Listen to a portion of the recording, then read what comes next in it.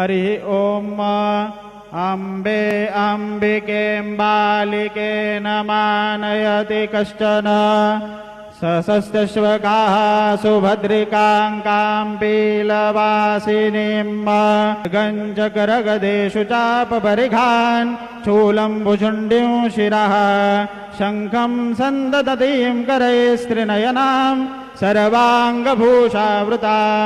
नीलाश्मद्युतिमास्य पाददशकां सेवे महाकालिकां यामत्सौ स्वपिते हरौ कमलजो हन्तुं मधुं कैटभं गुरुर्ब्रह्मा गुरुर्विष्णुर्गुरुर्देवो महेश्वरः गुरुः साक्षात् परब्रह्म तस्मै श्रीगुरवे नमः।